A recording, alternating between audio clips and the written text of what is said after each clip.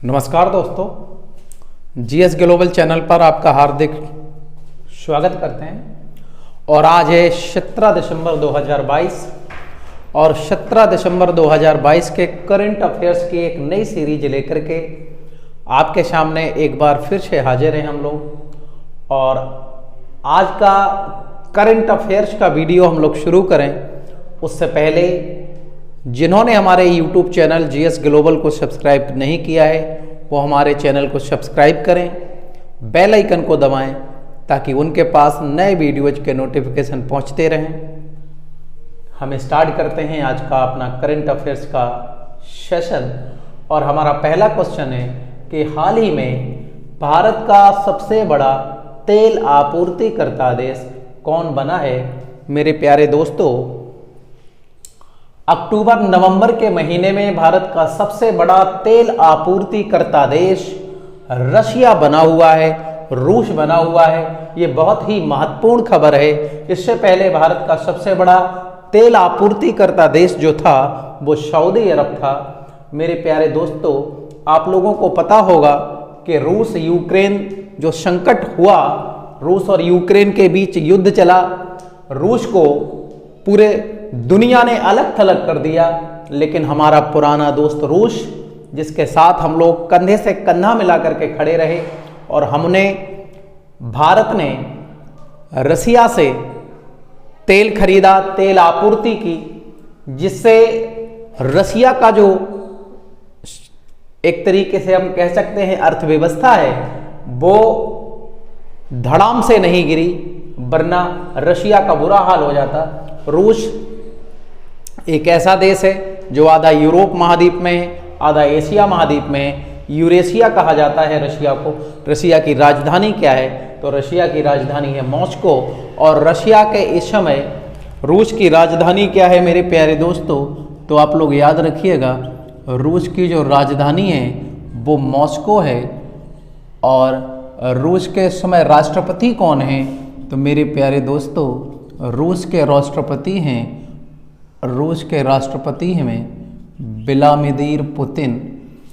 Vladimir Putin यहाँ के president हैं, यहाँ के राष्ट्रपति हैं।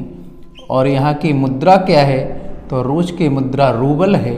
आप याद रखिएगा, मूल रूस की जो मुद्रा है वो है रूबल।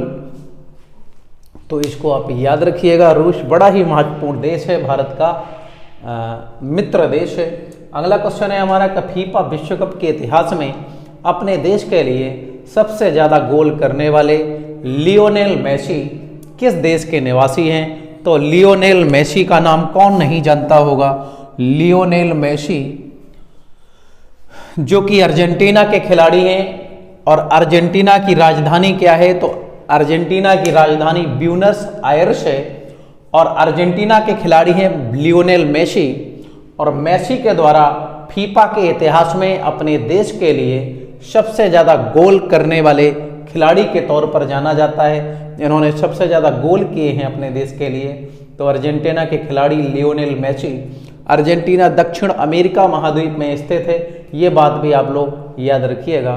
बहुत ही महत्वपूर्ण ये क्वेश्चन है। अगला क्वेश्चन है कि शंकर चौधरी, जिन्हें हाल ही में विधानसभा अध्यक्ष बनाया गया है, वो किस राज्य के विधानसभा अध्यक्ष बने हैं? तो शंकर चौधरी किस राज्य की विधानसभा के अध्यक्ष बने हैं अभी हाल ही में? तो आप लोगों को पता होगा कि अभी हाल ही में गुजरात में विधानसभा के चुनावों का आयोजन हुआ।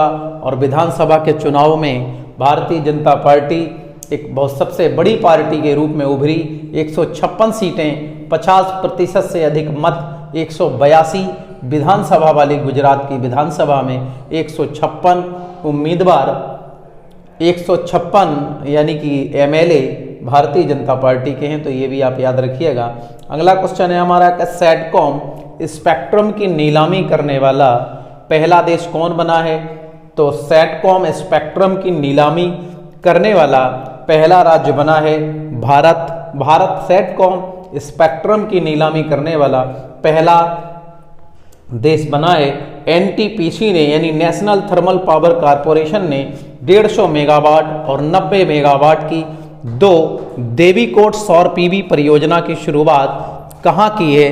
तो ये भी बहुत महत्वपूर्ण क्वेश्चन है। तो भारत के किस राज्य में इस परियोजना को शुरू किया गया है? तो राजस्थान की अशोक गहलोत सरकार के द्वारा ये परियोजना शुरू की गई है। राजस्थान में कितनी विधानसभा की सीटें हैं? तो राजस्थान में आप लोग याद रखिएगा, राजस्थान के अंदर विधानसभा की 200 सीटें हैं और उस 200 सीटों में कांग्रेस सबसे बड़ी पार्टी है, कांग्रेस की सरकार है। राजस्थान की राजधानी क्या है? तो जयपुर है। और राजस्थान भारत का क्षेत्रफल की दृष्टि से सबसे बड़ा राज्य है और राजस्थान के अंदर भारत का सबसे बड़ा मरुस्थल जिसको कहा जाता है वो स्थित है। तो ये भी आप क्वेश्चन को याद रखिएगा। इसके बाद बात करते हैं अगले क्वेश्चन की। इसके बाद बात करते हैं क्वेश्चन नंबर 6 की।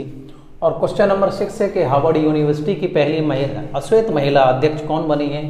तो मेरे प्यारे दोस्तों, हार्वर्ड यूनिवर्सिटी की पहली अश्वेत महिला और दूसरी महिला अध्यक्षा कौन बनी है? तो इसका सही आंसर हो जाएगा कमला हैरिस। कमला हैरिस के बारे में जानते होंगे आप। कमला हैरिस भारतीय मूल की हैं और कमला हैरिस अमेरिका की उपराष्ट्रपति हैं। अमेरिका की उपराष्ट्रपति हैं कमला हैरिस।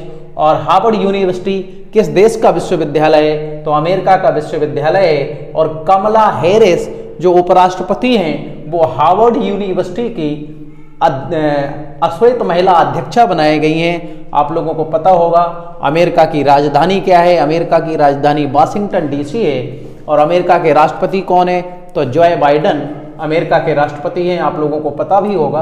अगला क्वेश्चन है हमारा कि हाल ही में 10,000 रन एवं 50 विकेट लेने वाले दुनिया के तीसरे खिलाड़ी कौन बने हैं? तो मेरे प्यारे दोस्तों, ये 10,000 रन और 50 विकेट लेने वाले दुनिया के तीसरे खिलाड़ी जो रूट बने हैं। और जो रूट कहाँ के खिलाड़ी हैं? तो आप याद रखिएगा, जो रूट का जो देश है वो इंग्लैंड है।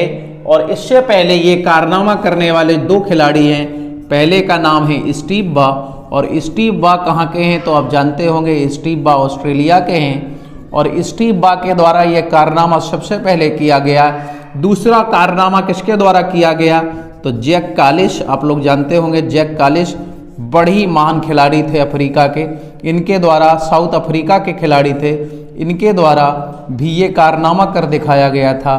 तो आप याद रखिएगा, दुनिया के तीसरे खिलाड़ी जिन्होंने 10,000 रन बनाए और 50 विकेट लिए, पहले खिलाड़ी कौन थे? तो पहले खिलाड़ी स्टीव बा थे, दूसरे खिलाड़ी जैक कालिस थे और तीसरे खिलाड़ी जो रूट थे। यही जो रूट हैं जिन्होंने भारत को T20 वर्ल्ड कप में एक तरीके से उधेड़ के रख दिया था। कोई भी बॉलर भारत का काम नहीं आया था। अगला है भारत के नेतृत्व में गठित मित्रों का समूह संगठन का सह अध्यक्ष देश कौन बना है? तो मेरे प्यारे दोस्तों, मित्रों का समूह संगठन जो 15 दिसंबर 2022 को बनाया गया, जो पीस कीपिंग फोर्स होता है, जो शांति सेना होता है, शांति सेना को 1948 में गठित किया गया। और इसका उद्देश्य होता है कि जिन देशों में अस्थिरता फैली हुई है, जिन देशों में एक तरीके से युद्ध के कारण या अन्य किसी हालातों से परेशानी है, तो जो पीस कीपिंग फोर्स कंट्री होते हैं वो अपनी शांति सेना लेकर के उन देशों में शांति स्थापित करने के लिए जाते हैं। तो इनके खिलाफ होने वाली हिंसा को रोकने के लिए, यूएन शांति सेना के साथ होने वाली हिंसा को कम करने के लिए, इसको सही कर लीजिए, हिंसा को कम करने के लिए या हिंसा को रोकने के लिए मित्रों के समूह संगठन का सह अध्यक्ष देश नेपाल, फ्रांस और मोरक्को को बनाया गया है। इसके मेंबर देश भारत, नेपाल, फ्रांस, मोरक्को और मिस्र हैं। ये भी बात आप याद रखिएगा, बहुत ही महत्वपूर्ण क्वेश्चन है ये।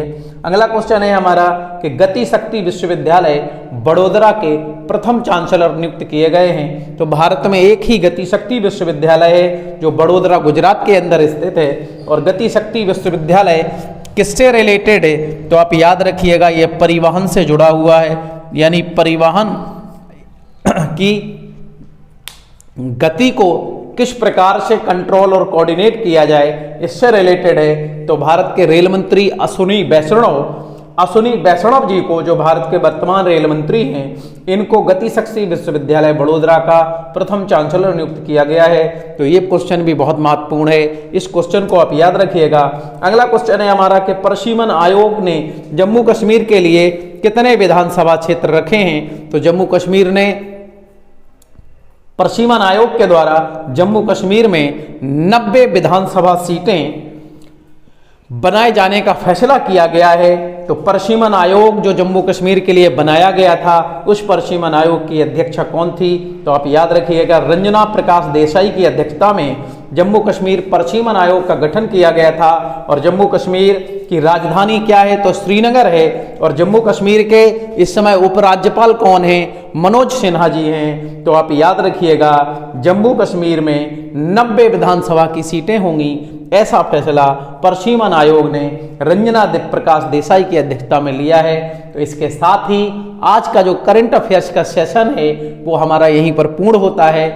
आपसे हमारा विनम्र निवेदन है कि आप लोग हमारे जीएस ग्लोबल चैनल को सब्सक्राइब करिए, बेल आइकन को दबाइए, ताकि आपके पास नए वीडियोज का नोटिफिकेशन पहुंचते रहें। वीडियो को लाइक करिए, दोस्तों के साथ शेयर भी जरूर करिए, और अगर वीडियो आपको पसंद आए तो वीडियो पर कमेंट करिए। नमस्कार दोस्तों, जय हिंद दोस्तों।